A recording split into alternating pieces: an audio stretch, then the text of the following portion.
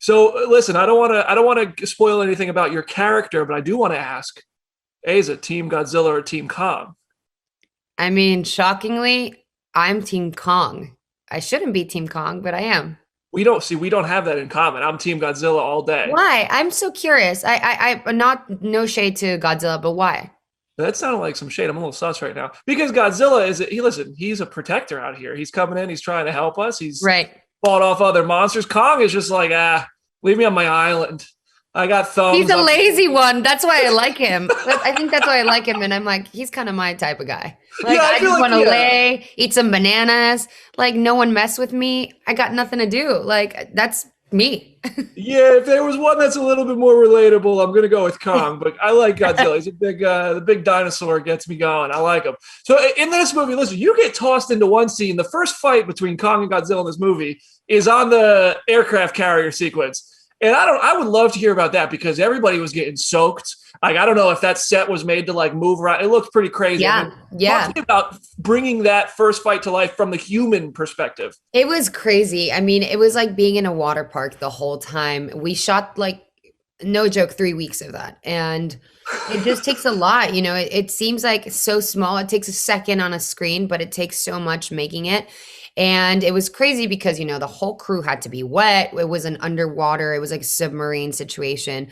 Kaylee, Rebecca, Alexander, me. And it was fun. It was like being a child. It was like, okay, dive into the water and come and spit out water. It was just so fun. And then they would put us on harnesses and they would pull us from one side to the other and they would tilt it. It was crazy. The making of a movie like this is unexpected.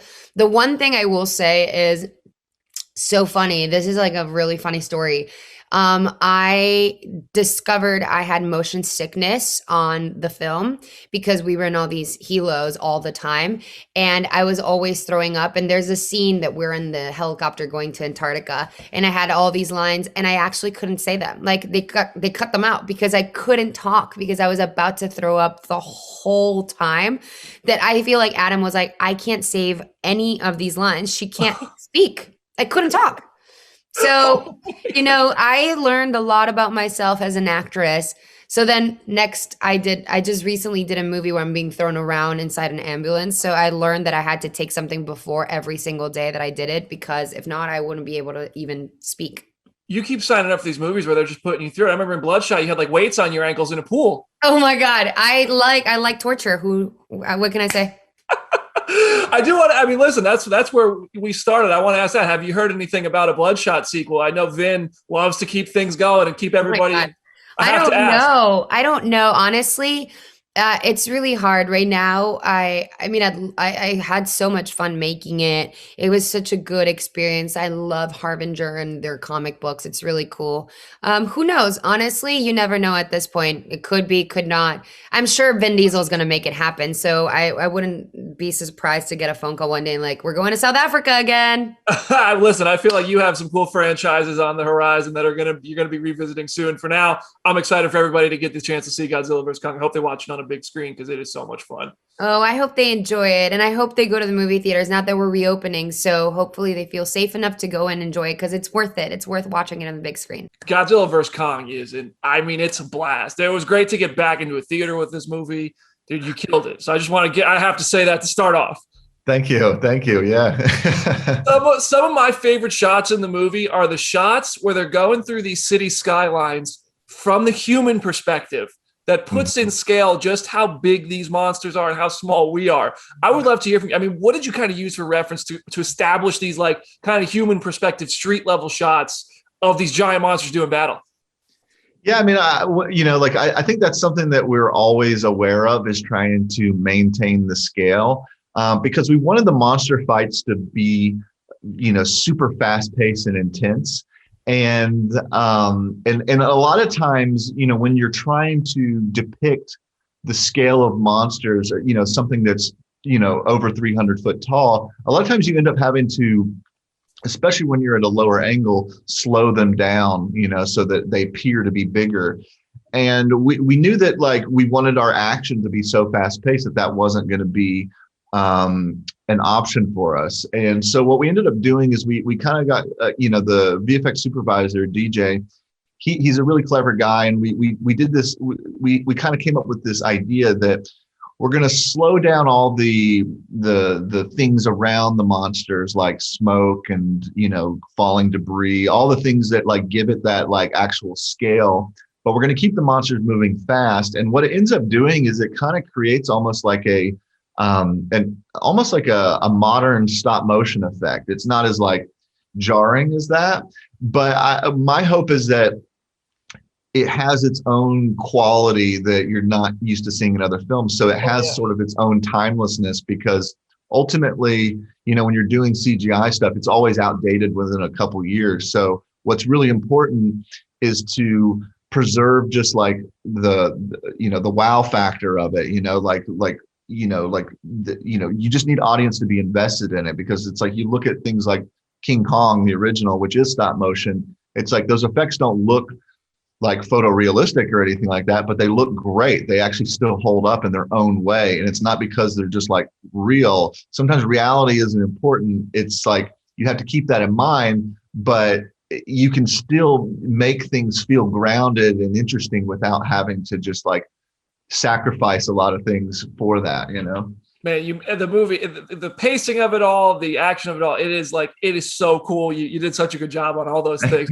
I do want to listen. So I'm already going to have to run out of here. I do want to ask you about Face Off, and I know you probably can't talk too much about it, but this is a movie that, you know, it's a classic, dude. It's such a fun movie. I'm curious, when you revisit this now with how technology has evolved in our world, and that movie was already using tech that was ahead of its time in sci-fi ways, how do you kind of adapt to modern tech evolving in our world to do something like that?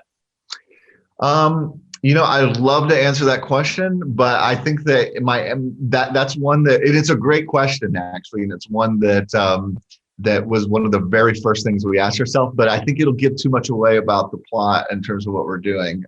So I shouldn't say anything. I'm trying to I've been asked some face-off questions recently, and sometimes I'm like, oh, am I saying too much? So I'm trying to watch myself, you know what I mean? Because it's a little early, you know? I fully respect it. If it's anywhere near as good as this one, I can't wait to see it, dude. Good luck with that. Enjoy the ride with Godzilla vs. Kong. I can't wait for everybody to see this movie. I think they're going to love it. Dude, I would love to start just about Walter Simmons, man. He is the head of a pretty suspect corporation. I would love to hear from you. Walk me through kind of what he's trying to accomplish in this world. Well, he's a very powerful man with great ideas, crazy ideas.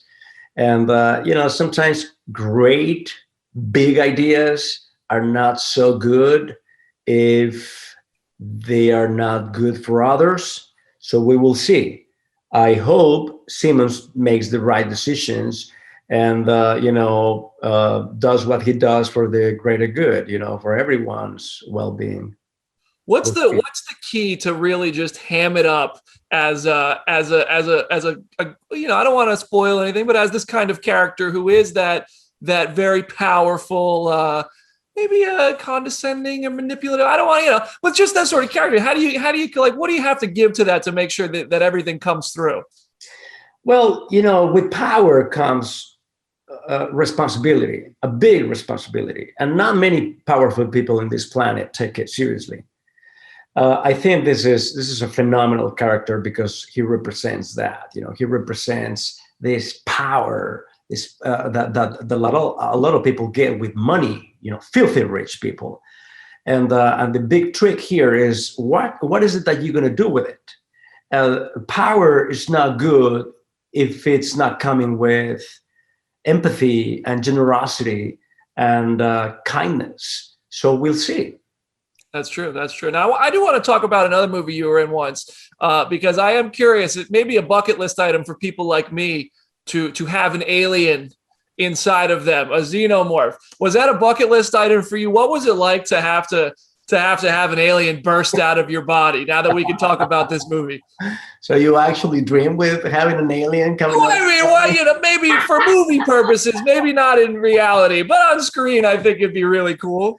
Yeah, well, it is a dream. I agree with you. It's one of those things that you really dream with, especially working with those guys, that heavyweight director, Ridley Scott. That was a dream just to get to know him and be a part of that is just as wonderful as being a part of this franchise. Godzilla versus Kong, these guys, these guys they know how to do it. And technologically, the things they can do nowadays, it's just fascinating, because I'm a big fan of the of Kong and Godzilla ever since I was a kid, right? But the things they can do nowadays is just phenomenal. That's one thing that people go crazy for, and that's exactly why this is so successful. Oh, this movie was so much fun. It was so much fun to see it on a big screen. Listen, it's been so much fun to follow you. I hope one day I get an action figure of you from a Marvel or DC movie in this room. Well, maybe not a Marvel figure, but there's a Bob the Mexican figure out there, from the Hateful Eight. So you should have that there. I'm going to have to get out there and find it, man. I bet I can find it somewhere. Listen, thank you so much. I can't wait for everybody to see Godzilla vs. Kong. It's an absolute pleasure to speak with you, sir.